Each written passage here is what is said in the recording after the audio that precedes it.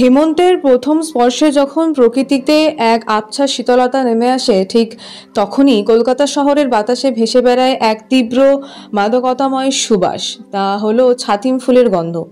এই গন্ধ কেবল হেমন্তর আগমনী বার্তা নয়, এ যেন এক নস্টালজিয়া, যা এক মুহূর্তে শহরবাসীকে নিয়ে যায় পুরনো দিনের পথে, মনে করিয়ে দেয় বাঙালি সংস্কৃতি ও সাহিত্যের এক বিশেষ অধ্যায়।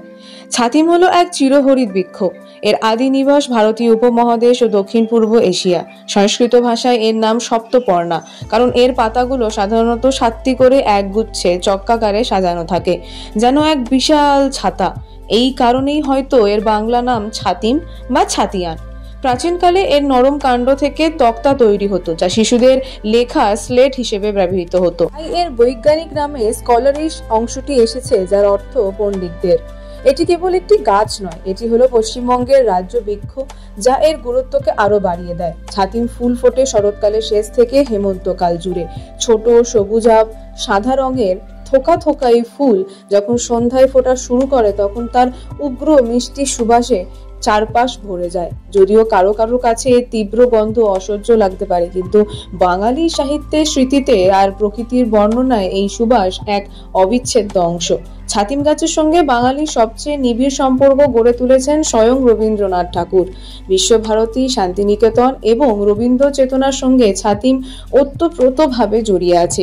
রবীন্দ্রনাথের বাবা মহর্ষি দেবেন্দ্রনাথ ঠাকুর এই ছাতিম গাছের তলায় বসেই ব্রহ্ম সাধনা করতেন।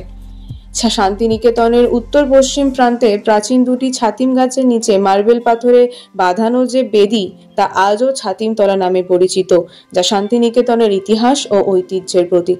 শান্তিনিকেতনের শিক্ষা ব্যবস্থায় ছাতিম গাছ এক প্রতীকী মর্যাদা পেয়েছে। ঐতিহ্য অনুযায়ী বিশ্বভারতীর সমাবর্তন অনুষ্ঠানে উত্তীর্ণ শিক্ষার্থীদের হাতে আচার্যের পক্ষ থেকে ছাতিম পাতা তুলে দেওয়া হয়। এটি যেন এক প্রকার দীক্ষা, মাটির কাছাকাছি থেকে সহজ প্রাণের আবেগকে ধারণ করার প্রতীক। কবিগুরুর কবিতাতেও ছাতিমের উল্লেখ এসেছে গভীর মগ্নতায়। যেমন তার আছি কবিতায় তিনি লিখেছেন, ওই যে ছাতিম গাছের মতোই আছি, সহজ প্রাণের আবেগ নিয়ে মাটির কাছাকাছি।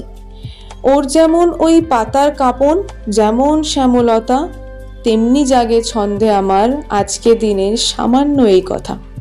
ছাতিম কেবল একটি গাছ নয়, এটি রবীন্দ্র মানুষের শান্তিনিকেতনের শান্ত স্নিগ্ধ রূপটির মূর্ত প্রতীক। আজও মহানগরী কলকাতা যখন দিনের ক্লান্তি শেষে রাতের কোলে ঢলে পড়ে, তখন শীতের আগমনী হাওয়ায় সেই বুনো তীব্র ঘ্রাণ জানান দেয় ঋতুচক্র অটুট। কংক্রিটের জঙ্গলে দাঁড়িয়ে থাকা ছাতিম গাছগুলো যেন সেই আদিম সরলতা আর সবুজ শ্যামলতার দ্রুত। ফুটপাতে ঝরে পড়া গুচ্ছ গুচ্ছ ঘি রঙের ফুল প্রমাণ দেয় ব্যস্ত জীবনের মধ্যেও প্রকৃতি তার নিজস্ব নিয়মে ছন্দ বজায় রেখেছে। ছাতিম ফুলের এই ঘ্রাণ বাঙালির ব্যক্তিগত ক্যালেন্ডারের একটি বিশেষ চিহ্ন, যা হেমন্তর আগমনকে স্বাগত জানায় এবং একই সাথে রবীন্দ্র স্মৃতির এক অম্লান সুবাস ছড়িয়ে দেয় শহর জুড়ে। ছাতিমের এই মনোমাতানো গন্ধ কেবল একটি ঋতুচিহ্ন নয়, এটি এক সাংস্কৃতিক সেতু, যা প্রাচীন ইতিহাস, রবীন্দ্রনাথের শান্তিনিকেতন এবং আধুনিক কলকাতাকে এক সুতোয় বেঁধে রেখেছে।